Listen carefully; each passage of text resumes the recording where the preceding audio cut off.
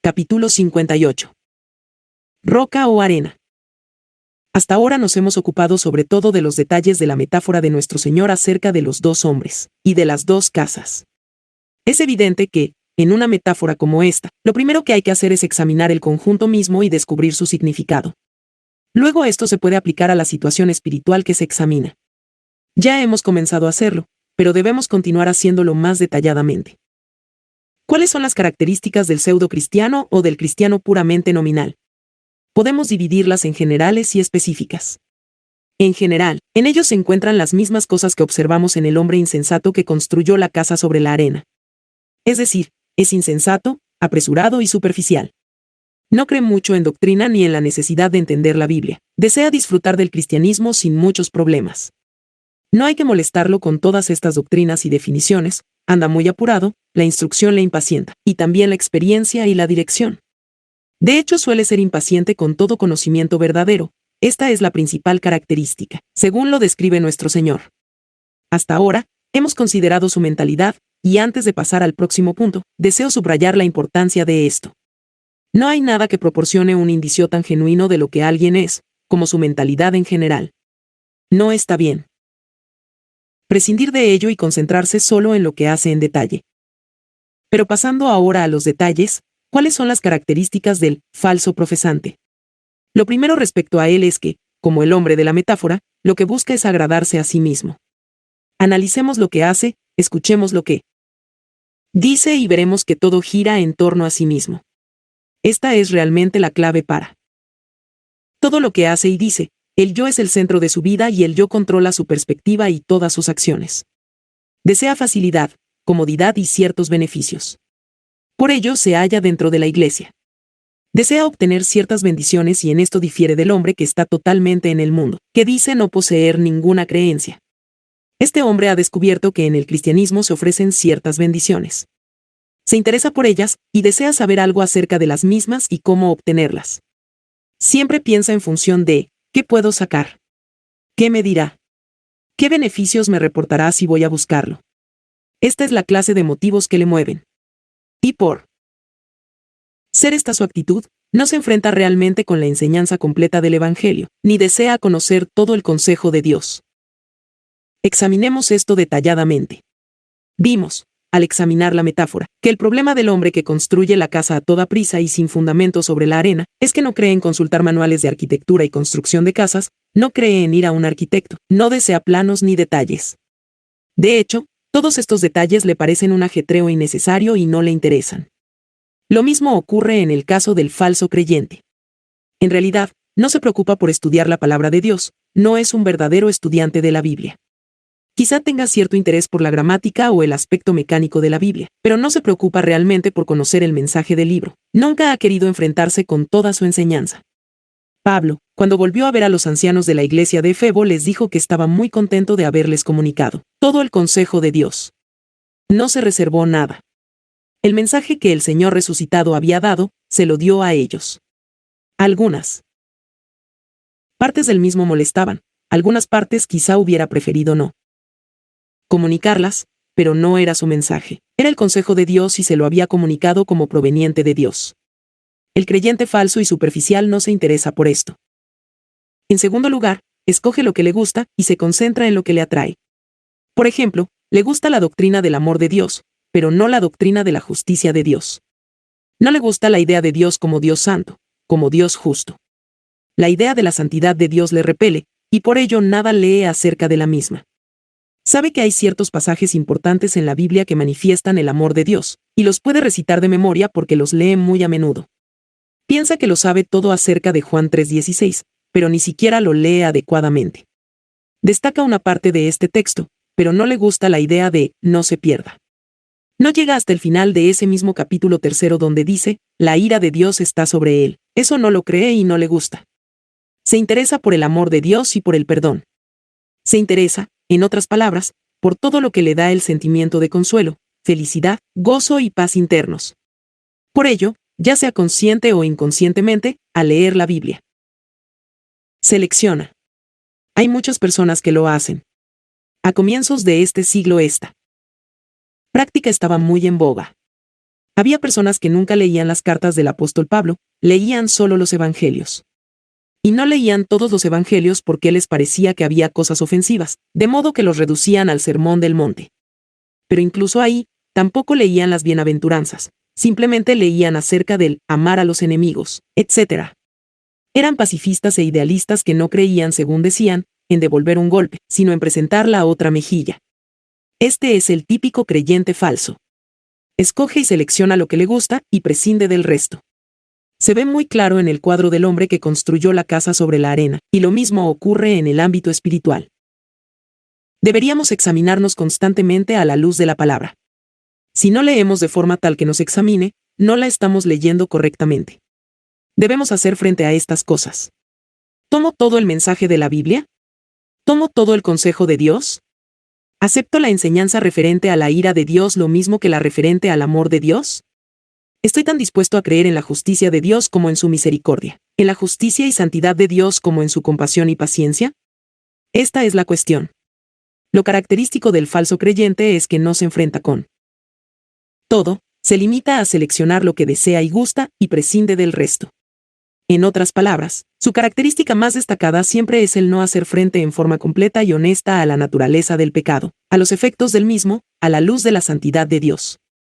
El problema que tiene es que nunca desea sentirse infeliz, nunca desea experimentar un sentido de disgusto consigo mismo, un sentido de incomodidad. Lo que quiere evitar a toda costa es sentirse infeliz o que le hagan sentir incómodo. No le gustan las personas que lo hacen sentir incómodo, ni los pasajes de la Biblia que hacen lo mismo y por ello escoge y selecciona. Siempre busca facilidad, comodidad y felicidad, y nunca se enfrenta adecuadamente con la doctrina bíblica del pecado, porque lo perturba y le hace sentirse inquieto. Pero al hacerlo así, elude una parte vital del gran mensaje de la Biblia. La Biblia es, en primer lugar, una exposición aterradora y una descripción gráfica de los efectos del pecado. Por esto contiene toda esa historia del Antiguo Testamento. Por ejemplo, muestra a un hombre como David, uno de sus grandes héroes, sucumbiendo en un pecado grave, cometiendo adulterio y homicidio. ¿Por qué lo hace? Para inculcarnos los efectos del pecado, enseñarnos que en todos nosotros hay algo que nos puede hacer caer así, que por naturaleza todos somos falsos, impuros y viles. El falso creyente no gusta de esta enseñanza. Le desagrada tanto que incluso objeta contra la distinción que la Biblia establece entre pecado y pecados. Conocí a un hombre que solía asistir a un lugar de culto, pero que ahora ya no asiste. La razón principal de haberse retirado es que no le gustaba que el predicador hablara constantemente acerca del pecado. No le importaba escuchar hablar acerca de los pecados, porque estaba dispuesto a admitir que no era absolutamente perfecto. Pero cuando el predicador decía que la naturaleza misma del hombre es vil e impura, le parecía que iba demasiado lejos. No era tan malo como todo eso. Pero la Biblia habla acerca de la naturaleza pecaminosa y dice de nosotros que hemos sido, en maldad, formados, y en pecado nos concibió nuestra madre, que todos somos, por naturaleza hijos de ira, que debemos decir, si hablamos sinceramente, que el pecado mora en mí, y que no hay nada que baste sino el nacer de nuevo y el recibir una naturaleza nueva. El cristiano nominal y formal odia esta doctrina y la elude. En otras palabras, el problema que tiene, en último término, es que no desea realmente conocer a Dios. Desea la bendición de Dios, pero no desea a Dios. No desea realmente servir a Dios y rendirle culto con todo su ser, simplemente, desea ciertas cosas que cree que Dios le puede dar. Resumiendo, su problema principal es que no conoce el significado de la expresión, tener hambre y sed de justicia. No le interesa la justicia, no le interesa la santidad. No desea realmente ser como Cristo, simplemente desea estar cómodo. Es como el hombre de la metáfora que desea construir la casa a prisa, para poder sentarse en el sillón y disfrutarla. Desea que todo lo suyo vaya bien en la vida presente y venidera. Pero lo desea a su manera y con sus condiciones. Es impaciente, le desagrada toda enseñanza e instrucción que le recuerden que esto no es suficiente si realmente desea poseer un edificio satisfactorio y duradero. ¿Cuáles son, pues, las características del verdadero cristiano? Dicho en forma positiva, es el que hace la voluntad de mi Padre que está en los cielos. Nuestro Señor dice, no todo el que me dice, Señor, Señor, sino el que hace la voluntad de mi Padre que está en los cielos. Cualquiera, pues, que me oye estas palabras y las hace, le compararé a un hombre prudente. ¿Qué significa esto? La primera parte de la respuesta es aclarar lo que no significa. Esto es sumamente importante. Obviamente no quiere decir justificación por las obras. Nuestro Señor no dice aquí que el verdadero cristiano es el que, habiendo escuchado el Sermón del Monte, lo pone en práctica y de este modo se hace cristiano. ¿Por qué es imposible esa interpretación? Por la buena razón de que las bienaventuranzas la hacen completamente imposible. Al comienzo mismo, pusimos de relieve que el Sermón del Monte debe tomarse como un todo, y así debe ser. Comenzamos con las bienaventuranzas y la primera afirmación es, bienaventurados los pobres de espíritu. Podemos comenzar a tratar de conseguirlo hasta la muerte, pero nunca nos haremos pobres de espíritu, nunca podremos conformarnos a ninguna de las bienaventuranzas. Es una imposibilidad completa, de modo que no puede querer decir justificación por obras. Luego tomemos el punto culminante al final del capítulo 5. Sed, pues, vosotros perfectos, como vuestro Padre que está en los cielos es perfecto. También esto es completamente imposible para el hombre con sus propias fuerzas y demuestra todavía más que este pasaje no enseña la justificación por obras. Si lo hiciera, contradeciría todo el mensaje del Nuevo Testamento que nos dice lo que no hemos conseguido hacer y que Dios lo ha hecho por nosotros enviando a su Hijo al mundo. Para los hombres esto es imposible, mas para Dios todo es posible. Nadie se justificará por medio de las obras de la ley, sino solo por medio de la justicia de Jesucristo. Tampoco enseña la perfección impecable. Hay personas que interpretan estas metáforas del final del Sermón del Monte, diciendo que significan que el único que puede entrar en el reino de los cielos o que le es permitido entrar, es el hombre que, habiendo leído el Sermón del Monte, pone en práctica todos sus detalles, siempre y en todas partes. También esto es obviamente imposible. Si la enseñanza fuera esta, entonces podríamos estar seguros de que nunca ha habido ni habrá un verdadero cristiano en el mundo porque todos pecaron y están destituidos de la gloria de Dios. Todos hemos fallado. Si decimos que no tenemos pecado, nos engañamos a nosotros mismos, y la verdad no está en nosotros. En consecuencia, lo que se afirma aquí no puede ser la perfección impecable. ¿De qué se trata, pues? No es sino la doctrina que Santiago en su carta sintetiza con las palabras, la fe sin obras está muerta. Es simplemente una definición perfecta de la fe. La fe sin obras no es fe, está muerta. La vida de fe nunca es vivir con desahogo, la fe es siempre práctica. La diferencia entre fe y asentimiento intelectual es que éste simplemente dice, Señor, Señor, pero no cumple su voluntad. Dicho de otro modo, no significa nada a no ser que yo lo considere a Él como Señor mío, y me haga voluntariamente siervo suyo. Mis palabras son palabras vanas, y no quiero decir realmente, Señor, Señor, a no ser que lo obedezca. La fe sin obras está muerta. O, para decirlo de otro modo, la fe genuina se manifiesta en la vida, se manifiesta en la persona en general y también en lo que la persona hace. Adviértase el énfasis doble, la fe se manifiesta en la persona en general, al igual que en lo que dice y hace. No debe haber contradicción entre el aspecto del hombre y su porte general y lo que dice y hace. Lo primero que se nos dice acerca del cristiano en el Sermón del Monte es que debe ser pobre de espíritu, y si es pobre de espíritu, nunca tendrá el semblante de la persona orgullosa y satisfecha de sí misma.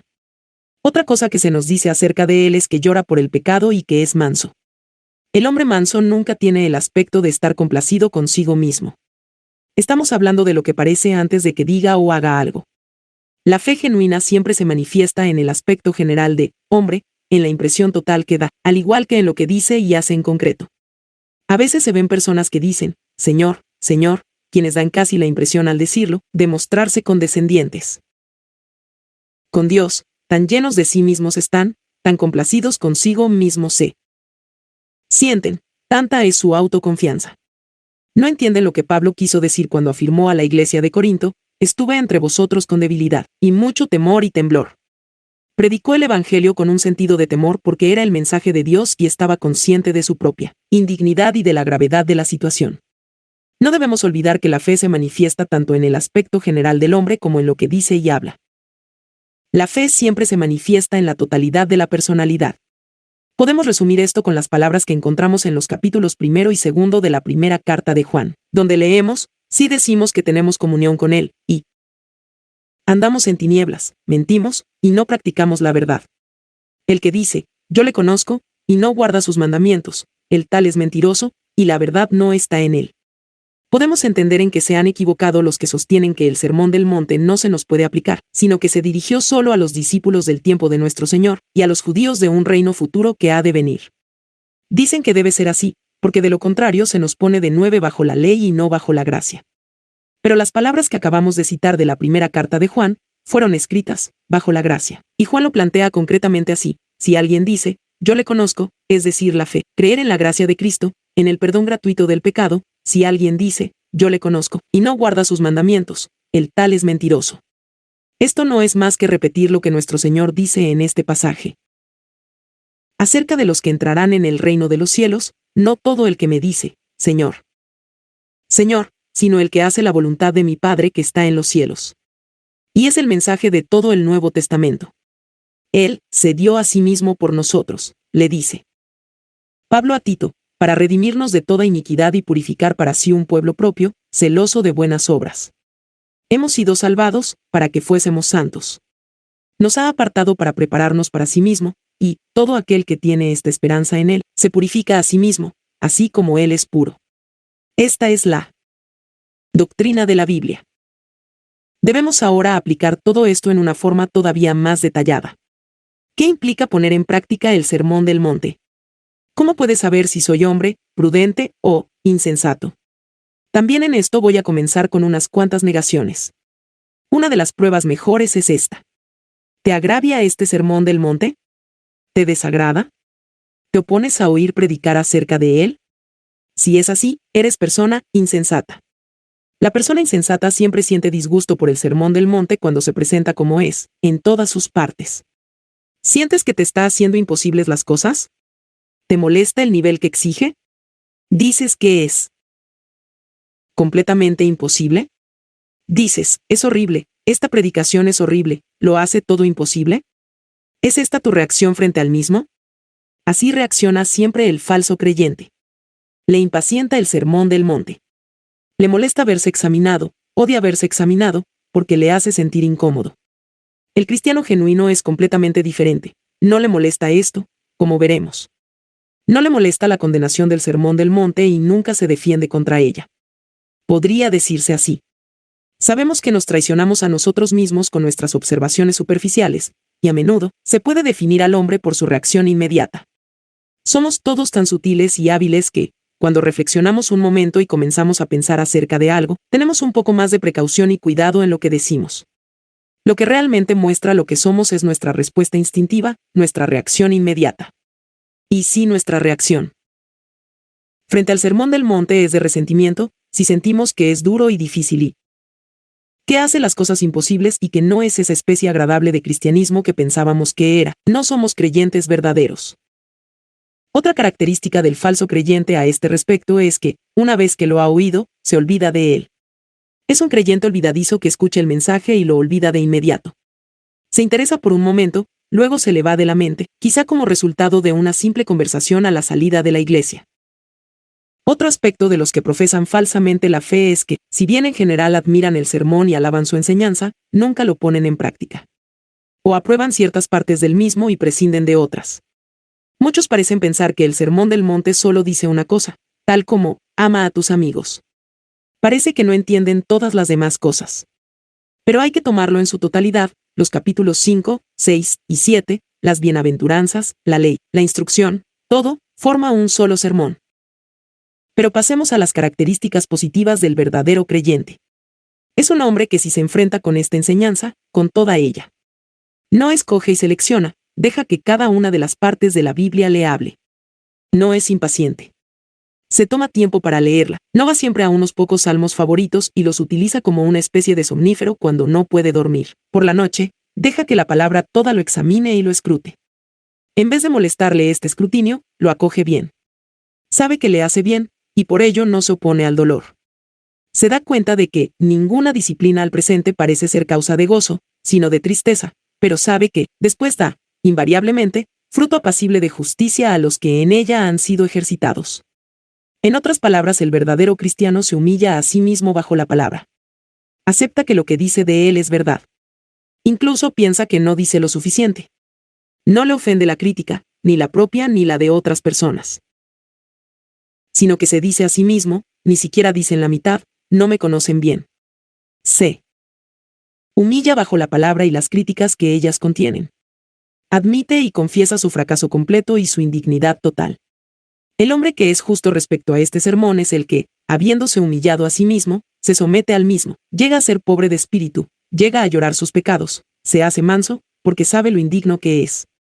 Se conforma de inmediato a las bienaventuranzas debido al efecto de la palabra en él y entonces, debido a esto, desea conformarse al prototipo y pauta que se le ofrece. He aquí una prueba muy buena. ¿Nos gustaría vivir el sermón del monte? ¿Es este nuestro verdadero deseo?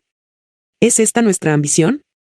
Si lo es una señal muy buena y saludable. Todo el que desea vivir este tipo y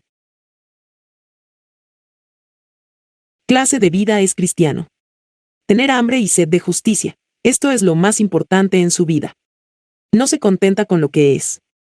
Dice, o si pudiera ser como los santos acerca de los cuales he leído, como Hudson Taylor o Branner, o Calvino. Con tal que pudiera ser como los hombres que vivieron en cavernas y escondrijos y se sacrificaron y lo sufrieron, todo por él. Si pudiera ser como Pablo. Si pudiera parecerme más a mi bendito Señor. El hombre que puede decir honestamente esto, está edificando sobre la roca. Se conforma a las bienaventuranzas. Observemos la naturaleza de la prueba. No es preguntarse pecador o perfecto, es preguntarse qué le gustaría hacer, qué desea hacer. Se sigue, pues, que el verdadero creyente es el que acepta la enseñanza de nuestro Señor respecto a la ley. Debemos recordar cómo, en el capítulo 5, nuestro Señor interpretó la ley antigua en forma espiritual en relación a ciertas cosas. El creyente acepta esto y cree que así es, no. Se contenta con abstenerse, simplemente, de cometer adulterio externo, no quiere. Mirar a una mujer con deseo. Dice, así es, hay que ser puro de corazón, y no solo en hechos, y yo deseo ser así de limpio. Acepta plenamente la enseñanza de nuestro Señor respecto a la ley. También acepta la enseñanza acerca del dar limosna en secreto. No publica sus buenas obras, ni tampoco atrae la atención al hecho de que no las publica. Su mano izquierda en realidad no sabe lo que hace la mano derecha. También recuerda la enseñanza acerca de la oración y acerca de no poner la mirada en las cosas de la tierra, acerca del tener los ojos buenos. Recuerda que ni siquiera debemos preocuparnos por el pan de cada día, sino que debemos dejarlo todo a nuestro Padre, quien alimenta a los pájaros y ciertamente no olvidará a sus hijos. Recuerda la instrucción acerca del no juzgar o condenar al hermano y acerca de sacar la viga del ojo propio, antes de ocuparse de la paja en el ojo del hermano. Recuerda que se nos enseña a hacer a los demás lo que nos gustaría que ellos nos hicieran a nosotros. Acepta toda la enseñanza en su plenitud. Pero no solo esto, lamenta su fracaso en no vivir así. Desea, anhela, trata, pero se da cuenta de que falla. Pero entonces cree en la siguiente porción de la enseñanza y pide, busca, llama. Cree en el mensaje que le dice que estas cosas son posibles con el Espíritu Santo y recuerda que Cristo ha dicho en este sermón, pedid, y se os dará, buscad, y hallaréis, llamad, y se os abrirá. Y así lo hace hasta que consigue lo que busca. Esto quiere decir el ese de estas cosas. Significa que el deseo supremo del hombre es hacer estas cosas y ser como el Señor Jesucristo. Significa que es un hombre que no solo desea el perdón, no solo desea librarse del infierno e ir al cielo. Con igual intensidad, en cierto sentido, desea la santidad positiva en esta vida y en este mundo. Quiere ser justo. En su corazón canta aquel himno de Charles Wesley. Quisiera yo poder cantar las glorias de mi Rey, su dulce gracia proclamar, en medio de su grey. No solo ser perdonado, no solo ir al cielo sino conocer a Cristo ahora, tener a Cristo como hermano suyo, tener a Cristo como compañero suyo, andar con Cristo en la luz ahora, disfrutar de un anticipo del cielo aquí en este mundo temporal, este es el hombre que edifica sobre roca. Es un hombre que ama a Dios por Dios mismo y cuyo deseo y preocupación supremos es que el hombre de Dios y la gloria de Dios sean alabados y difundidos.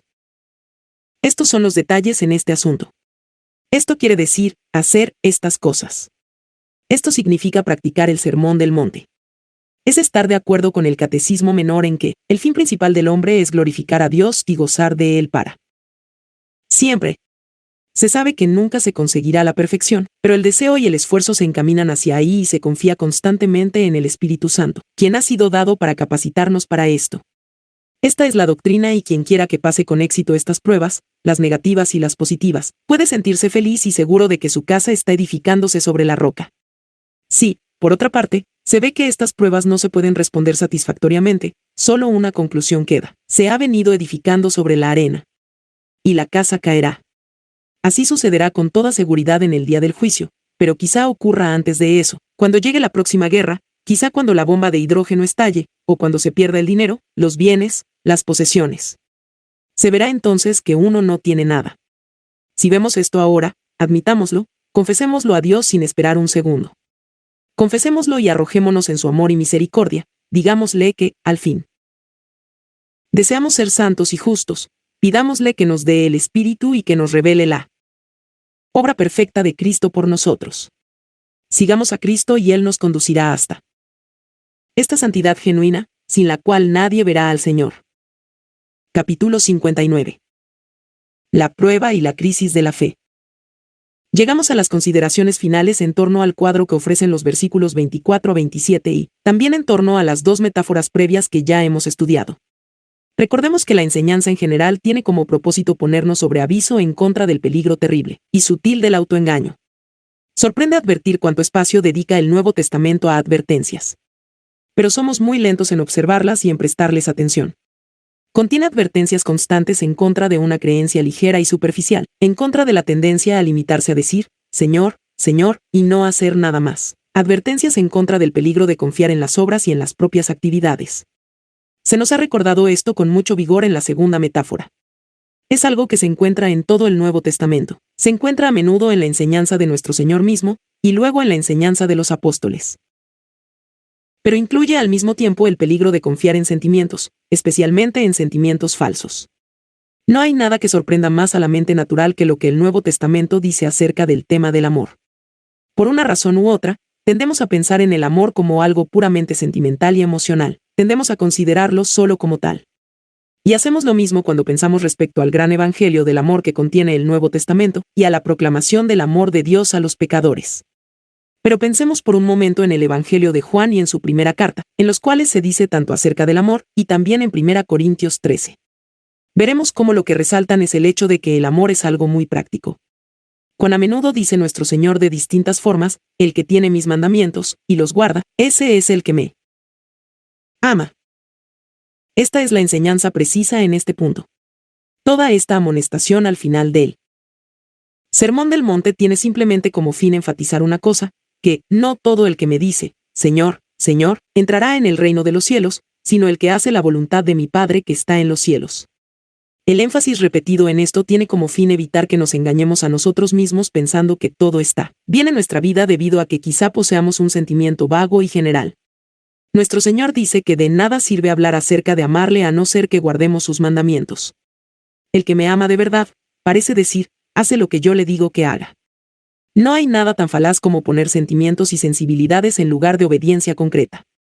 Esto es algo que se subraya enfáticamente en estas grandes palabras finales de advertencia y por esto hemos examinado en detalle qué significa hacer la voluntad del Padre que está en los cielos. El hombre prudente es el que, habiendo oído estas cosas, las hace. Pero nos queda todavía por examinar por qué nuestro Señor plantea su enseñanza en esta forma específica. Se puede advertir que en todas estas metáforas está presente una nota de advertencia. Hemos venido haciendo alusiones pasajeras a eso a medida que examinábamos cada una de estas metáforas. Pero es evidente que no podemos evitar esta serie de consideraciones sin examinar la cuestión del juicio que se anuncia en todas las metáforas a partir del versículo 13. Recordemos que en este versículo se habla de entrar por la puerta estrecha y que a partir de él se comienza a aplicar el mensaje del sermón y a hacer hincapié en su doctrina, y de ahí en adelante aparece la nota de juicio. Entrad por la puerta estrecha, dice, porque ancha es la puerta y espacioso el camino que lleva a la perdición. De inmediato se advierte la nota de advertencia. Se encuentra otra vez en la misma forma en relación con la segunda metáfora, en la que se compara al verdadero cristiano con el árbol bueno y al cristiano falso con el árbol malo. Se nos dice que todo árbol que no da buen fruto, es cortado y echado en el fuego. En la siguiente metáfora encontramos las palabras, muchos me dirán en aquel día, Señor, Señor, ¿no profetizamos en tu nombre, y en tu nombre echamos fuera demonios, y en tu nombre hicimos muchos milagros?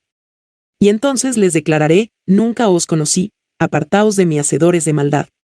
Y de nuevo la encontramos, en forma vigorosa, en la última metáfora de las dos casas y de los dos hombres, porque se nos dice que llegará el día en que las casas serán sometidas a prueba y que una de ellas sucumbirá, y fue grande su ruina. Es pues necesario examinar la gran cuestión del juicio. En realidad, hemos visto que no solo es la nota destacada en estas metáforas al final del sermón, sino que ha sido la nota dominante a lo largo de este capítulo, a partir del no juzguéis, para que no seáis juzgados, en el versículo 1. La nota que se encuentra a lo largo de esta exhortación final es la nota tremenda del juicio. En cierto sentido, el mensaje se puede formular así, dejando de lado cualquier otra consideración: la falsa religión de nada sirve. Por lo tanto, es algo malo. Toda cosa falsa siempre es mala, pero aparte de ser mala, en última instancia no tiene ningún valor. Al final no conduce a nada. Puede dar satisfacción pasajera, pero fracasa ante las verdaderas pruebas. Esto es lo que destaca aquí. Ese camino espacioso parece seguro, ese árbol corrompido y malo, en general parece saludable e incluso imagina uno que su fruto es bueno, hasta que al examinarlo se descubre que no lo es. Así también la casa que construye el hombre necio sobre la arena parece perfecta, tiene aspecto duradero y sólido. Pero el hecho es que al final ninguna de estas cosas tiene valor alguno, no resisten la prueba. Acerca de esto no puede haber ningún desacuerdo. Lo que necesitamos conocer acerca de cualquier filosofía de la vida, o acerca de cualquier situación en que estemos en la vida, es si puede resistir la prueba. ¿Nos va a ayudar y nos resultará de valor a la hora de nuestra mayor necesidad? De poco vale una casa, por lujosa y confortable que sea, si ante las tempestades y lluvias torrenciales, de repente se derrumba. Eso es lo que llamamos vivir en un paraíso de necios. Parecía tan maravilloso mientras el sol brillaba, y tanto que, en cierto sentido, ni necesitábamos su protección y nos podía bastar una tienda. Pero necesitamos una casa que puede resistir a las tempestades y huracanes. La casa construida sobre arena no puede resistir y es obvio que no tiene ningún valor. La Biblia insiste mucho sobre esto.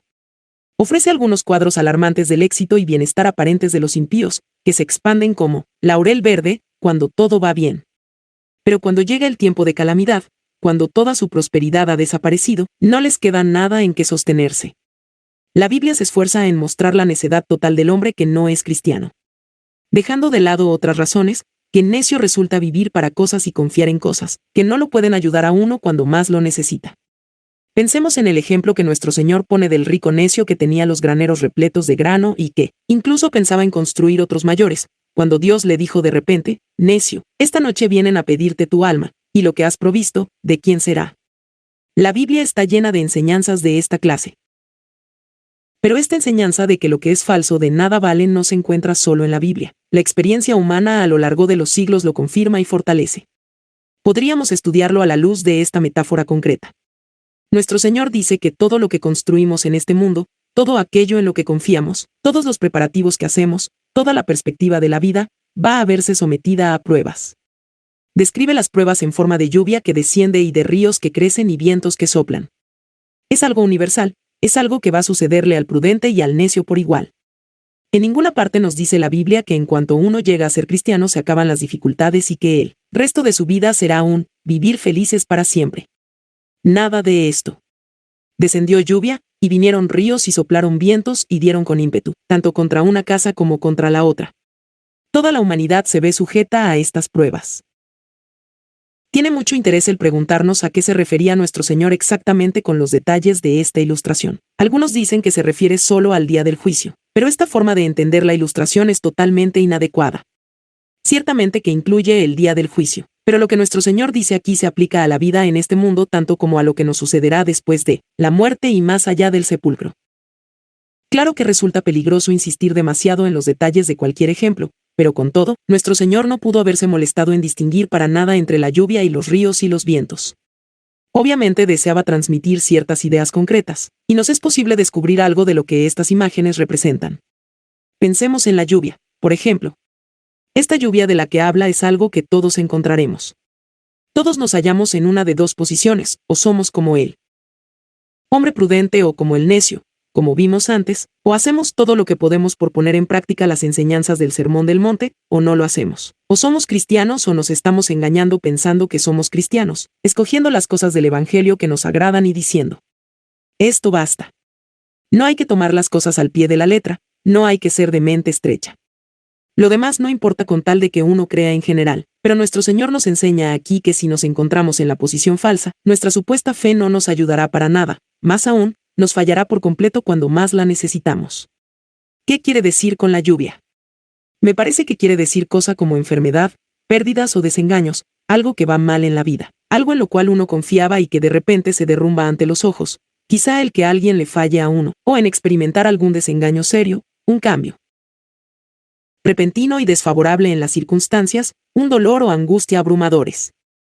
Estas son cosas que, en un momento u otro, nos llegan a todos. Hay ciertas cosas en la vida que son inevitables, por mucho que tratemos de eludirlas, al final tenemos que enfrentarnos con ellas. A los jóvenes, a los que están llenos de salud y vigor les resulta muy difícil pensar en sí mismos como ancianos, para quienes resulta difícil el ir de una habitación a otra, o incluso de una silla a otra. Pero estas son las clases de cosas que llegan a suceder. Los años pasan, la salud y el vigor se debilitan, la enfermedad llega. Estas cosas, como indica nuestro Señor aquí, son inevitables, y cuando llegan nos someten a prueba. No es una prueba pequeña pasar semanas y meses en la misma habitación, pone a prueba de mucha ayuda, pero cuando el interés de uno se absorbe en ellas, está uno probablemente más preocupado por la mecánica de la Biblia que por el alimento espiritual que comunica. El último peligro es el de oponer gracia y ley e interesarse solo por la gracia. No hay doctrina salvadora aparte de la doctrina de la gracia, pero debemos tener cuidado de no ocultarnos detrás de ella de una forma equivocada. Recuerdo también a un hombre que se había convertido, pero que después cayó en el pecado. Quise ayudarlo hasta que descubrí que estaba demasiado dispuesto a ayudarse a sí mismo. En otras palabras, vino a hablarme del pecado, pero inmediatamente comenzó a sonreír y dijo, después de todo, está la doctrina de la gracia. Sentí que estaba demasiado saludable, se curó a sí mismo demasiado rápidamente. La reacción ante el pecado debería ser la de profunda penitencia. Cuando alguien está en una condición espiritual saludable, no encuentra alivio tan fácilmente. Siente que es vil, que no tiene remedio. Sí, pues, uno cree que puede curarse fácilmente, si encuentra que puede acudir alegremente a la doctrina de la gracia, diría que esa persona está en situación peligrosa. El hombre verdaderamente espiritual, si bien cree en la doctrina de la gracia, cuando adquiere el convencimiento de pecado por el Espíritu Santo, siente a veces que es casi imposible que Dios lo pueda perdonar. He dicho esto a veces de la siguiente forma, que no entiendo bien al cristiano que puede escuchar un sermón genuinamente evangelístico sin volver a sentirse acusado de pecado. No me cabe duda de que el sentir debería ser, casi experimenté que pasé por ello una vez más, experimenté que estaba pasando de nuevo por todo el proceso. Esta es la verdadera reacción. En el mensaje, siempre hay un aspecto de convicción de pecado, y si descubrimos que no reaccionamos de esta forma porque ya en una ocasión nos refugiamos en la gracia, nos encontramos en la situación que conduce a este trágico autoengaño. En otras palabras, la pregunta definitiva es esta: ¿qué le pasa al alma? Quizá recuerden la famosa historia acerca de William Wilberforce y de la mujer que acudió a él en el punto culminante de su campaña contra la esclavitud y le dijo, «Señor Wilberforce, ¿y qué le pasa al alma?». Y el señor Wilberforce se volvió a la mujer y le dijo, «Señora, casi había olvidado que tenía alma». Esta pobre mujer se acercó a Wilberforce a hacerle la pregunta vital y el gran hombre dijo que estaba tan preocupado por la liberación de los esclavos que casi había olvidado su alma. Pero, con todo el respeto debido a esa persona, la mujer tenía razón. Claro que quizá también ella fue una persona entremetida, pero no hay prueba de que fuera así. Probablemente, la mujer vio que estaba frente a un excelente hombre cristiano, que realizaba una labor extraordinaria. Sí, pero también cayó en la cuenta del peligro que acechaba a un hombre así, a saber, estar tan absorbido en la cuestión del abolicionismo que llegara a olvidar su propia alma. Alguien puede estar tan ocupado predicando en púlpitos que llegue a olvidar y descuidar su propia alma. Después de haber asistido a todas las reuniones, haber acusado al comunismo hasta casi perder la voz. Después de haberse ocupado de toda esa apologética, desplegado un maravilloso conocimiento de teología y una gran comprensión de los tiempos, después de haber leído todas las traducciones de la Biblia, y haber demostrado habilidad en el conocimiento de su mecánica, todavía pregunto, ¿qué me decís de vuestra relación con el Señor Jesucristo? Sabéis mucho más que hace un año, pero, ¿lo conocéis mejor a Él? Levantáis la voz contra muchas cosas malas, pero, ¿lo amáis más a Él? Vuestro conocimiento de la Biblia y de sus traducciones ha llegado a ser sorprendente, y os habéis convertido en expertos en apologética, pero, ¿obedecéis a la ley de Dios y de Cristo cada vez más? ¿Se manifiesta cada vez una mayor evidencia en vuestra vida el fruto del Espíritu? Estas son las preguntas. No todo Él, que dice, Señor, Señor, y hace muchos milagros, sino el que hace la voluntad de mi Padre que está en los cielos. Examinémonos a nosotros mismos y tomemos tiempo para hacerlo con detalle. ¿Deseamos realmente conocerlo? Pablo dice que prácticamente se había olvidado de todo lo demás. Ninguna otra cosa le preocupaba, a fin de conocerle, y el poder de su resurrección. Phil 3:10. Se olvidaba de todo lo pasado, y se afanaba por esto, por conocerle, y ser semejante a él. Si algo ocupa el lugar de esto, estamos en el camino equivocado. Todas las demás cosas son medio para conducirnos al conocimiento de él, y si nos contentamos con los medios, estos mismos nos apartan de él. Dios nos libre del peligro de permitir que los medios de gracia oculten al bendito Salvador. Capítulo 60. Conclusión. En los 2 últimos versículos de este capítulo el escritor sagrado nos dice el efecto que este sermón del monte produjo en el auditorio. De esta forma nos ofrece al mismo tiempo la oportunidad de examinar en general qué efecto debería producir siempre este sermón en los que lo leen y lo examinan. Estos 2 versículos no son en modo alguno una especie inútil o vana de epílogo. Tienen suma importancia en cualquier examen del sermón. No me cabe la menor duda de que por esta razón el escritor, guiado por el Espíritu Santo, dejó constancia del sermón, porque aquí se centra nuestro interés en el predicador más que en el sermón. Se nos pide, por así decirlo, que una vez examinado el sermón, miremos a aquel que lo pronunció y predicó. Hemos dedicado mucho tiempo al examen detallado de la enseñanza del sermón, y en los últimos capítulos, sobre todo, hemos examinado el llamamiento urgente que nuestro Señor dirigió a los que lo habían escuchado. Les pidió que lo pusieran en práctica. Plantea de nuevo la advertencia terrible en contra del autoengaño, en contra de limitarse a admirar el sermón y a alabar ciertos puntos del mismo sin caer en la cuenta de que, a no ser que se practique, permaneceremos fuera del reino de Dios, para encontrar que todo aquello en lo cual confiábamos, de repente, en el día del juicio, nos será quitado. Pero la pregunta que muchos pueden tener la tentación de hacerse es, ¿por qué deberíamos practicar este sermón? ¿Por qué deberíamos prestar atención a esta terrible advertencia? ¿Por qué deberíamos creer que, a no ser que hagamos que nuestra vida se conforme a esta pauta, estaremos sin esperanza al llegar ante Dios? La verdadera respuesta a todo esto es el tema al que nos encaminan estos últimos versículos. Es la persona misma, la persona que pronunció estas palabras, la que comunicó esta enseñanza. En otras palabras, al examinar el sermón del monte como un todo, después de haber considerado estas distintas partes, debemos caer en la cuenta de que no hay que concentrarse solo en la belleza de lo dicho, en la estructura perfecta del sermón, en las ilustraciones impresionantes, en los ejemplos sorprendentes y en el equilibrio extraordinario que encontramos en él, tanto desde el punto de vista de los temas, como de la forma en que se presentan. Debemos ir más allá. Al examinar el sermón del monte, nunca debemos detenernos. Ni siquiera en la enseñanza moral, ética y espiritual, debemos ir más allá de todas estas cosas, por maravillosas que sean, por vitales que sean, hasta la persona del predicador mismo. Hay 2 razones principales para decir esto. La primera es que, en último término, la autoridad del sermón se deriva del predicador. Esto es, desde luego, lo que hace al Nuevo Testamento un libro tan único, lo que da una claridad exclusiva a la enseñanza de nuestro Señor. En el caso de los demás maestros que el mundo ha conocido, lo importante es la enseñanza, pero estamos frente a un caso en el que el maestro es más importante de lo que enseña.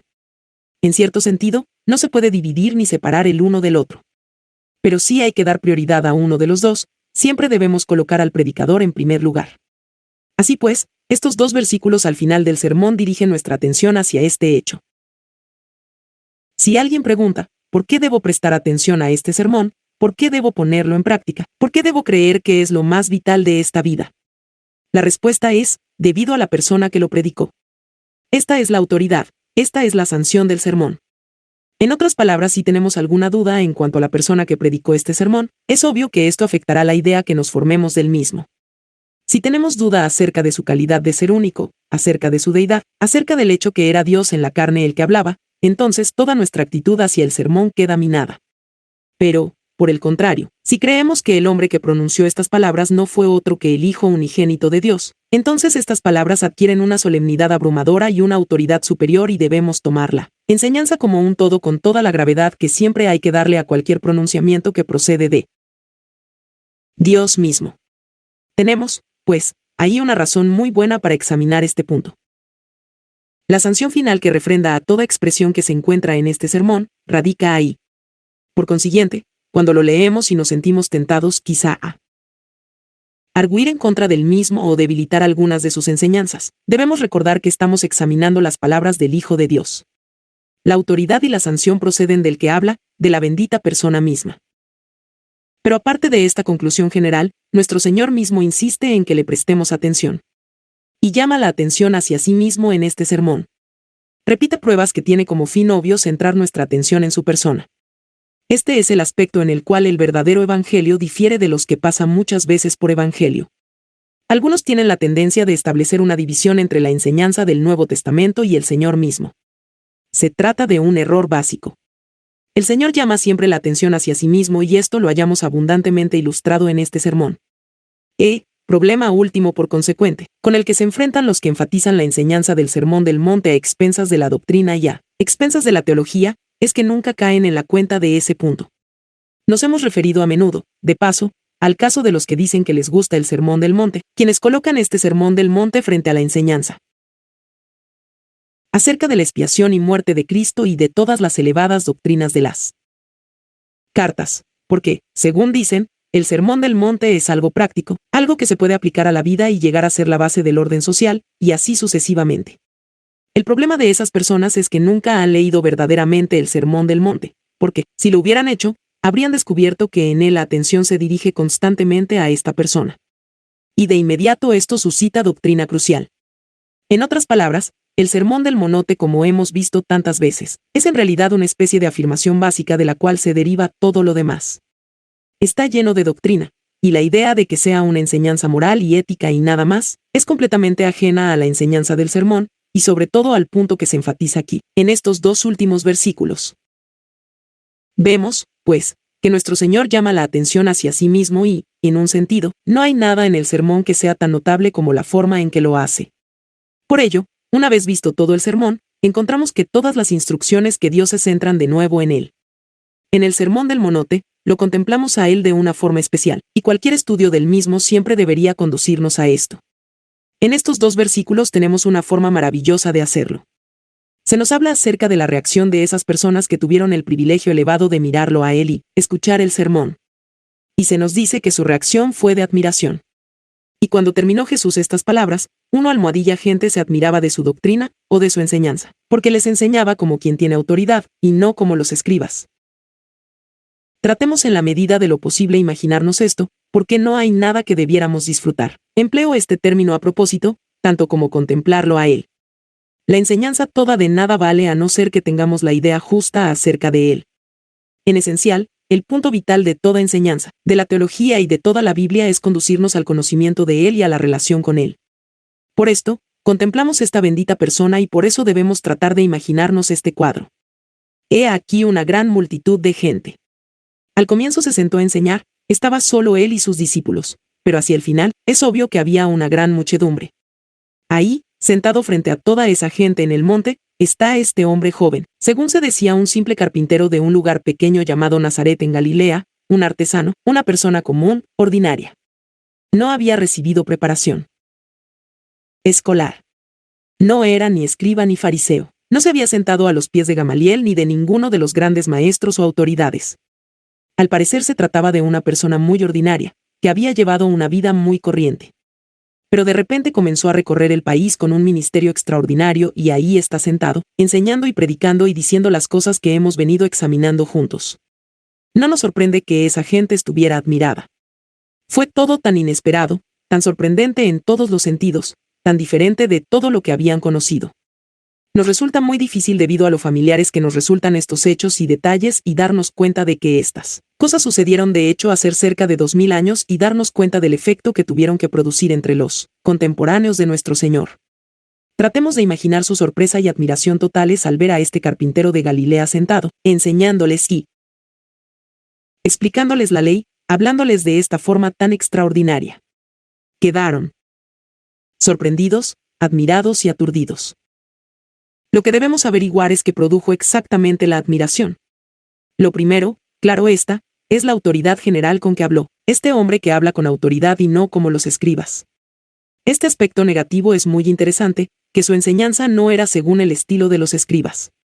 Lo característico de la enseñanza de los escribas, como recordaremos, era que siempre citaban autoridades y que nunca emitían pensamientos originales. Eran expertos, no tanto en la ley misma, cuanto en las distintas exposiciones e interpretaciones de la ley que habían sido propuestas desde el tiempo de Moisés. Luego, además, siempre citaban a los expertos en estas interpretaciones.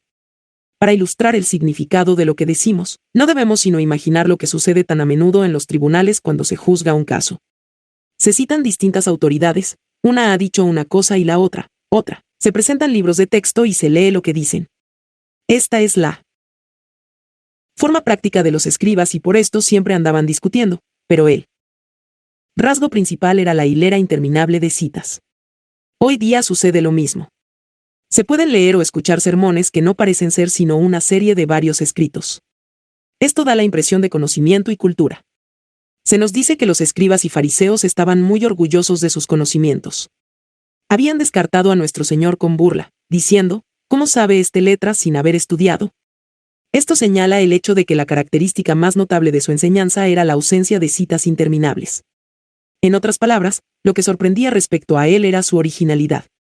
Repite una y otra vez, yo os digo, no, fulano de tal ha dicho, sino, yo os digo. En su enseñanza había frescor. Todo su método era diferente. Se caracterizaba por esta originalidad de pensamiento y de forma, la manera en que lo hacía, tanto como lo que hacía. Pero, como es de esperar, lo más sorprendente de todo era la confianza y seguridad con que hablaba. Eso se vio desde el comienzo, cuando pronunció esas grandes bienaventuranzas. Comienza diciendo, bienaventurados los pobres en espíritu, y luego, porque de ellos es el reino de los cielos. No caben dudas ni incertidumbres acerca de ello, no es una simple suposición o posibilidad. Esta seguridad y autoridad extraordinarias con que hablaba, se manifestaron desde el comienzo mismo. Imagino, sin embargo, que lo que realmente admiró a esa gente, más aún que su autoridad general, fue lo que dijo, sobre todo lo que dijo acerca de sí mismo. Esto, sin duda, tuvo que sorprenderles y admirarles. Pensemos de nuevo en las cosas que dijo, ante todo acerca de su propia enseñanza. Una y otra vez hace observaciones que llaman la atención acerca de su enseñanza y acerca de su actitud hacia la misma. Tomemos, por ejemplo, la frecuencia con que dijo en el capítulo 5 algo así, oísteis que fue dicho a los antiguos, pero yo os digo. No vacila en corregir la enseñanza de los fariseos y de las autoridades que utilizaban. A los antiguos, como ya vimos, se refería a ciertos fariseos y a su exposición de la ley mosaica. No dudó en dejarla de lado y corregirla. Este artesano, este carpintero que nunca había asistido a las escuelas, diciendo, yo os digo. Se arroga esta autoridad para sí mismo y para su enseñanza. Más aún, no vacila en afirmar en esa expresión que él, y solo él, puede dar una interpretación espiritual de la ley que fue promulgada por Moisés. Su argumentación consiste siempre en que la gente nunca había visto la intención o contenido espirituales de la ley dada por Moisés, la interpretaban mal y la reducía al plano físico. Con tal de no cometer adulterio físico, pensaba que nada importaba. No veían que Dios se preocupa por el corazón, el deseo, el espíritu. Por eso, se presenta delante de ellos como el único intérprete genuino de la ley.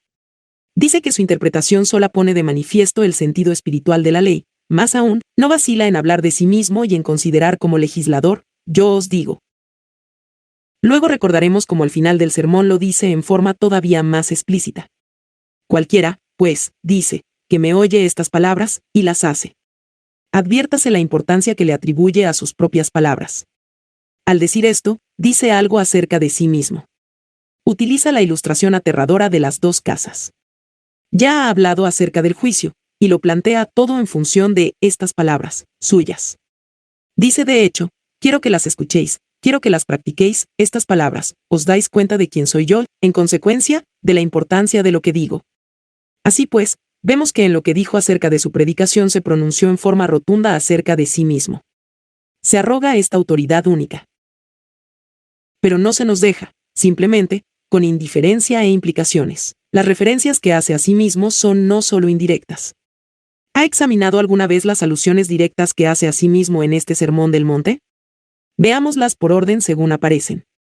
Primero, en 5:11, cuando acaba de concluir las bienaventuranzas, dice, bienaventurados sois cuando por mi causa os vituperen y os persigan, o sea, bienaventurados sois si, por deseo de poner en práctica esta enseñanza tan elevada, sufrís persecución y quizá incluso muerte. No dice, si sufrís así por el nombre de Dios, vuestro Padre en los cielos, sois bienaventurados. No, dice, por mi causa. ¿Qué necedad tan indecible es que algunos digan que se interesan por el Sermón del Monte solo como enseñanza moral, ética o social? Ahí, antes de llegar al volver la otra mejilla, y a los otros puntos que les gustan tanto, nos dice que deberíamos estar dispuestos a sufrir por su causa y que tenemos que sufrir persecución por su causa y que incluso debemos estar dispuestos a morir por su causa. Esta afirmación tremenda está al comienzo mismo del sermón. Luego, casi de inmediato pasa a repetir lo mismo en forma implícita. Vosotros sois la sal de la tierra, y vosotros sois la luz del mundo. ¿Vemos lo que esto implica?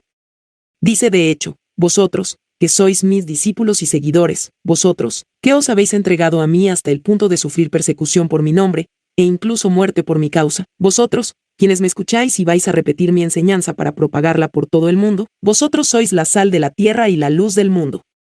Solo cabe una conclusión verdadera de todo esto, a saber, que van a ser un pueblo muy especial y único que, debido a su relación con él, pasa a ser la sal de la tierra y la luz del mundo. Es la doctrina del nuevo nacimiento.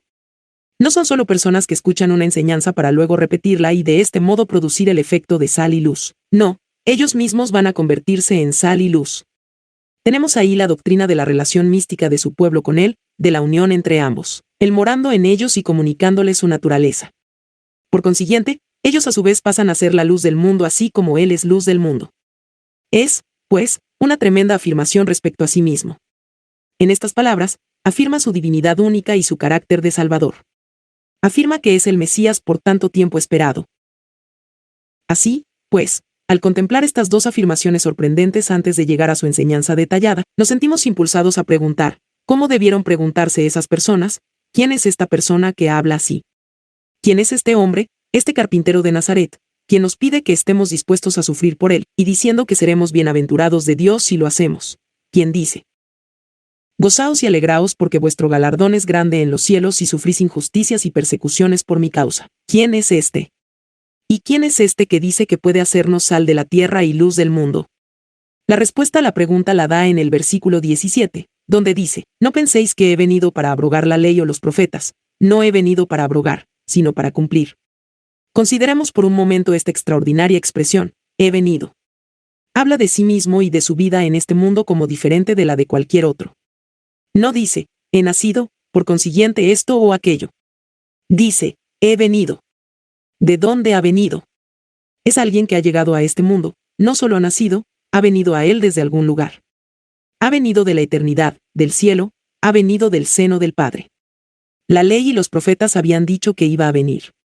Dijeron, por ejemplo, nacerá el sol de justicia, y en sus alas traerá salvación. Siempre hablaban de alguien que iba a venir de afuera. Y aquí dice de sí mismo, he venido. No sorprende que personas que estaban sentadas escuchando, dijeran, ¿qué quieres decir? ¿Y quién es este hombre, este carpintero que se parece a nosotros? Siempre dice, he venido. Les dice que no pertenece a este reino, sino que ha venido a esta vida, a este mundo, desde la gloria, desde la eternidad. Dice, yo y el Padre uno somos. Se refiere a la encarnación. Qué necedad tan trágica considerar este sermón como una simple proclama social y no ver en él sino ética y moralidad. Escuchemos lo que dice acerca de sí mismo. He venido. No se trata de un maestro humano, se trata del Hijo de Dios. Pero, además, dice que ha venido para cumplir la ley y los profetas y no para abrogarlos.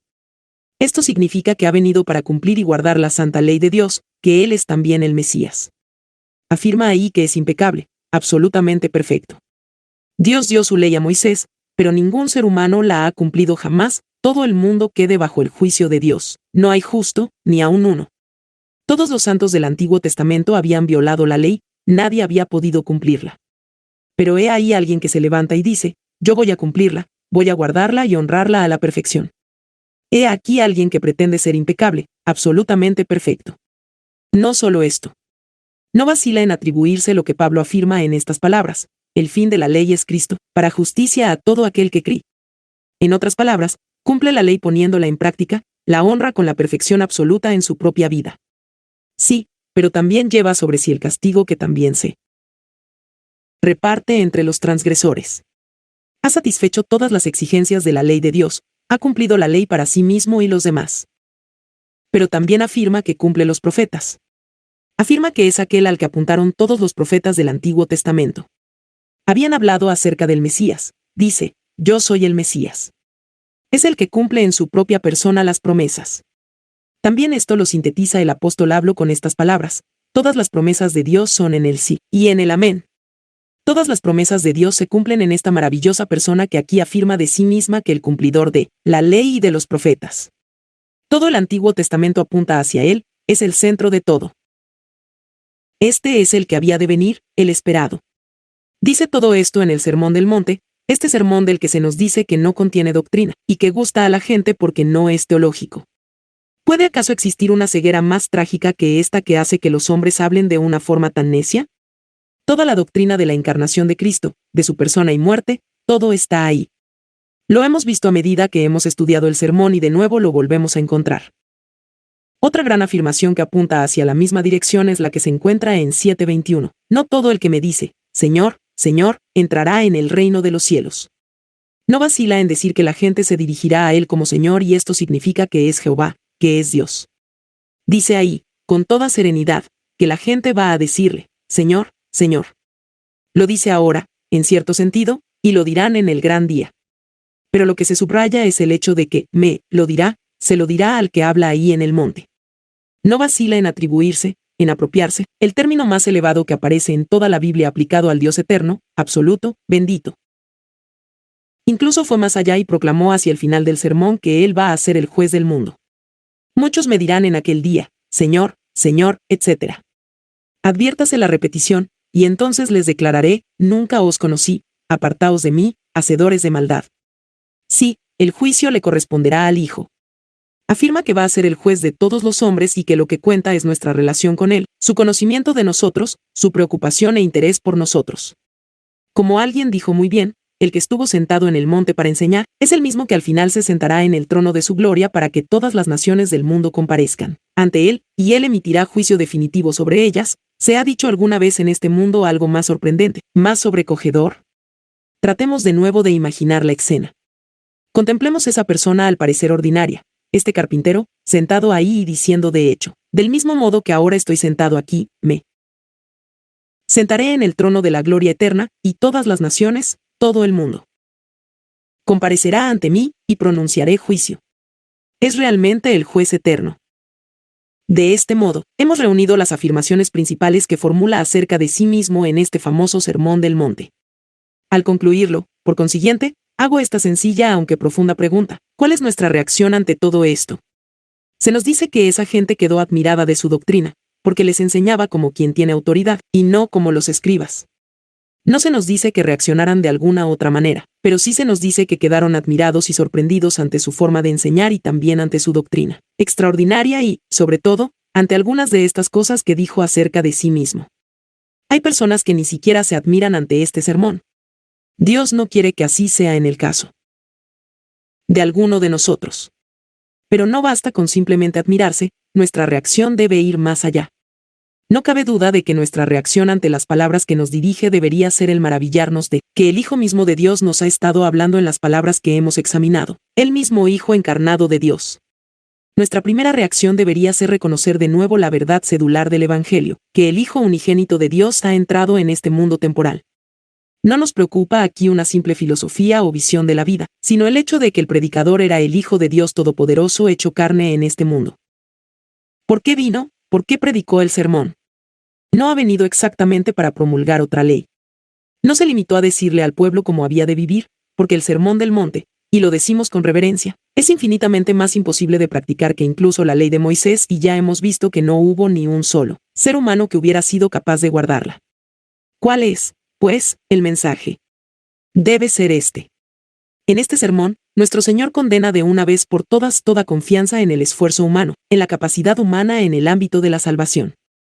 Nos dice, en otras palabras, que todos hemos quedado lejos de la gloria de Dios y que por grandes que sean nuestros esfuerzos desde ahora hasta la muerte, nunca nos justificarán, ni nos harán dignos de presentarnos ante Dios. Dice que los fariseos habían reducido el significado genuino de la ley, pero que la ley misma era espiritual. Dice lo que Pablo llegó a ver y decir más tarde: y yo sin la ley vivía en un tiempo, pero venido el mandamiento, el pecado revivió y yo morí. Ro 7:9.